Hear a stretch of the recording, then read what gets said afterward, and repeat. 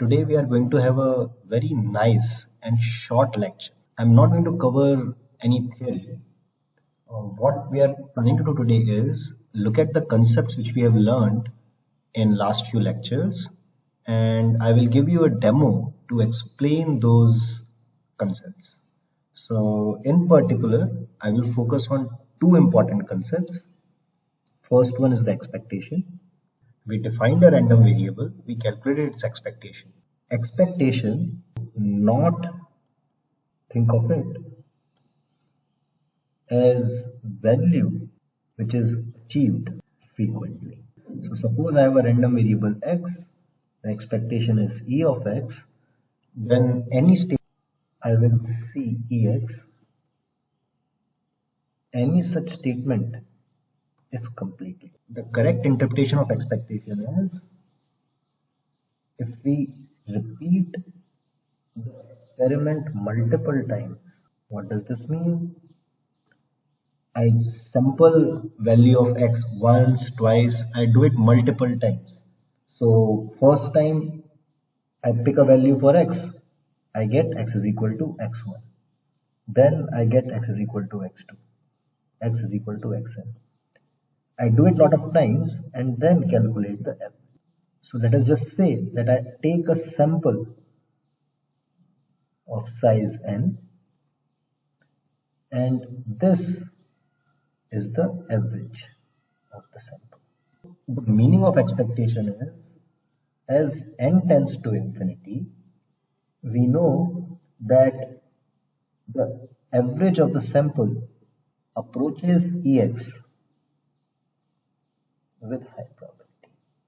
So when I say that ex is the expected value of x, it does not mean that with high probability I will get ex when I sample for x.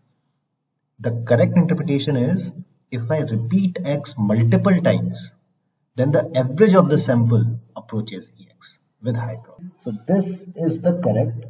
The second thing is about normal random variable. We said that this random variable appears a lot of times in practice, and the reason was central limit theorem. And what is central limit theorem? It says you pick any distribution and calculate the average of the sample. So again, you pick any distribution for some random variable x, you pick x multiple times, you will get the average of the sample like last time. And if you plot this average, it will give you a normal curve. So this average approaches the distribution of a normal random variable. Important thing is that I can pick any distribution. This tells you that even in nature, you will observe variable. I gave you an example yesterday. Suppose probability of a person having a disease is P. Probability of having some disease. You can view it as fraction of people having disease in a city. So our sample is picking people from a city, and then the average of the sample is fraction of people having disease in that city. Now, if you plot this fraction for multiple cities, you will see that it will look normal random. So anytime you have some kind of an average behavior of a random thing, it approaches normal random variable. This is called the central limit theorem. So I defined it explicitly by saying that the probability density function for this is 1 by root 2 pi e to the x square by 2. This was the probability density function for standard normal random variable. There are variations to it, but for us, for today's demo, it's just enough to see that this looks like a bell curve. When you want to plot it as a picture, it looks something like this. So this is the expected value, and this bell curve is also known as normal distribution. What are we going to show in the demo? We will do a very simple thing. We will pick any distribution. So I have written a program where the distribution will be given by as an input by the user, and then I will just plot average of sample for multiple samples. Right? So what does it mean? I take a sample. Sample means multiple pickings from this distribution. Okay, so I will specify a distribution, and then one sample is you pick this random variable multiple times and you take the average. Now you take lot of samples and plot the average. That is what we are. So let's move to the program. The program is written here. Just to tell you how it works, I will share this program to you so you can take a look at it and try it for yourself. Initially, you tell the initial distribution. So you tell what are the number of possible outcomes. This is the way of specifying probability. So suppose you have a random variable, Bernoulli random variable, which takes value 0 with probability 2 by 5 and 1 with probability 3 by 5. Then I will say that the length of the odd scale is 5 and then say that 2 is occupied by 0 and 3 is occupied. If I want to give a random variable which is 0 with probability 1 by 5, 2 with probability 2 by 5 and 3 with probability 3 by 5, then again the length of the odd scale will be 5 and it will be divided into 3 parts, 1, 1 and 3. This is how I will specify the distribution. There are two things which are important here. This repetition and iteration is the sample size. So I am calculating average. So I am calculating average over how much size. This is specified by repetition and iterations. And iterations is how many total samples I am taking. Okay. So and we will see how our curve looks like depending on these two parameters. And then this is a simple plotting curve. So let's do some experiments and see how things look. Let's start with first one. So I'm going to, my initial distribution is going to be very, very simple. It is going to be a Bernoulli random variable. It has two outputs, 0 and 1. Let's say with probability 2 by 5, it gives you 0. I actually made a mistake here. So I've given the length of the odd scale as 2. So let me just make a unbiased Bernoulli random variable. So I will assign 1 to 0. So this is saying that I have two random variables, two outputs of the random variables, both have equal weightage because 1 and then 2 minus 1. So this is how the weights are distributed. And now if I plot it over and over, this is how the distribution looks. And you see that it looks like a bell curve. Obviously, I am not doing it infinite amount of times. My n is finite and my sample size is also not infinity. So that's why the curve will not be very smooth, but it looks like a bell. So this was the simplest case. Another thing to observe here is that the peak is around 0.5. So for a Bernoulli random variable, unbiased Bernoulli random variable, the expectation is 0.5. So my curve is centered around 0.5 and there is a bell shape around 0.5. Let's try once more. So this time, let me pick a Bernoulli random variable which is biased. So number of possible outcomes is 2. And let's say the probability is 1:4. That means the probability of 0 is 1 by 5 and probability of 1 is 4 by 5. So length of the odd scale, and I just want to assign 1. So in this case, I should be around 0.8. The expected value of the random variable is 0.8.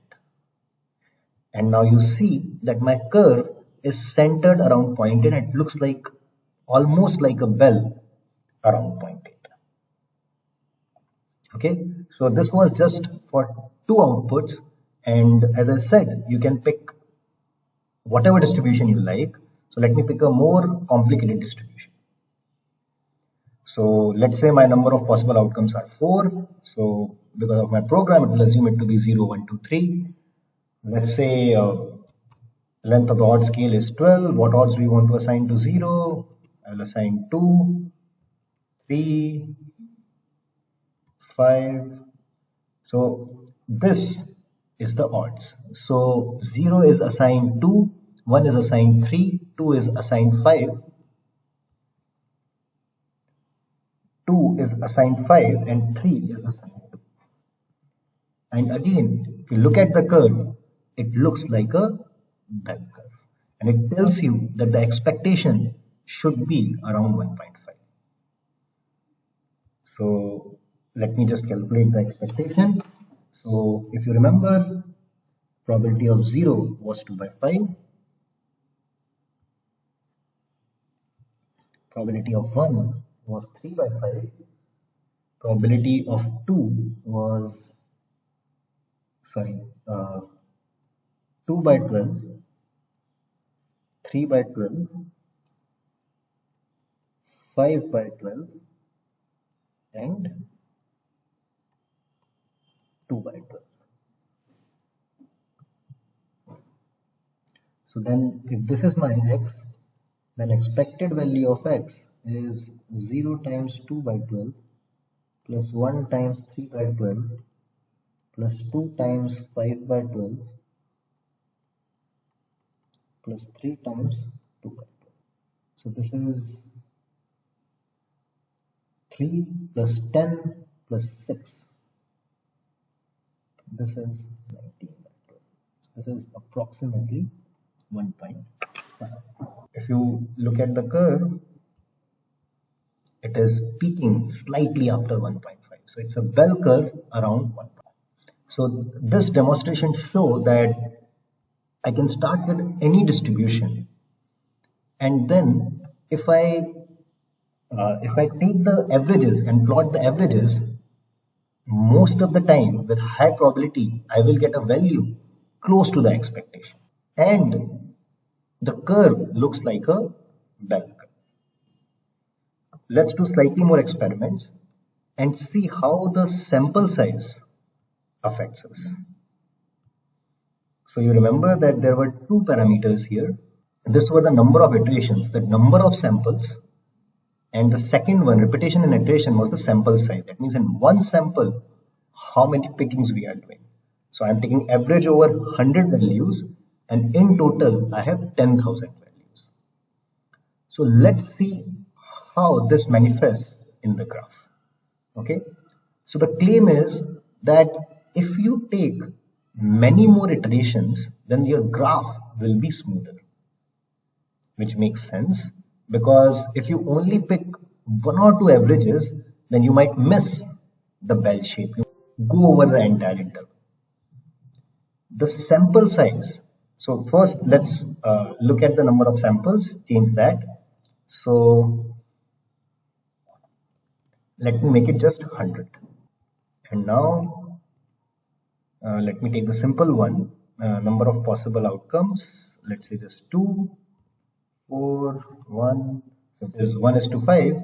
And now you see that it is slightly more less smoother. So I'm just picking these points and connecting it. So it is slightly less smoother. And the second quantity is the sample size, and let's try to see the difference with the sample size. So remember, this was the curve with sample size being 100. Now let me make it 1000. I will give the same distribution as before.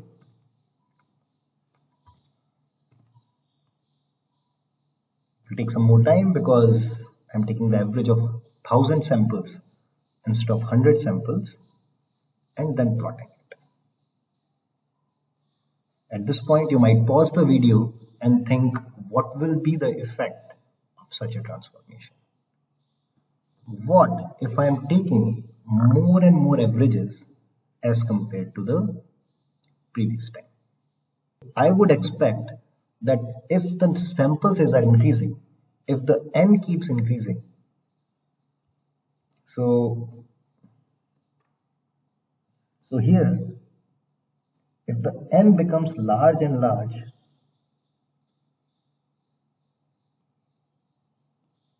your curve will become thinner and thinner because you will get close to expected value of x with much higher probability as n tends to infinity. So if this n increases, then instead of curve being wide, it will become narrower around the expected value. And now you see that it is much narrower. It is most of the time it takes value 0.8 and around it, and then it goes to 0. So this is the behavior which we expect. Let's try it the other way also.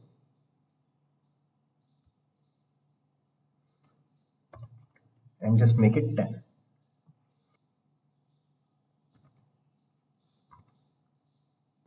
Same distribution, and now you see that since my sample size was very small, this becomes kind of the scattered plot. So I will leave you with an exercise. If you see the initial curve, I said that it looks like a bell curve. This does not look like a bell curve. Actually, if you look at the peaks, it is kind of a bell curve, but then there are these things in between. So the exercise is, look at the program and try to figure out, when I decrease the sample size to very small, when I only had 10 as my sample size, why are we getting this zigzag?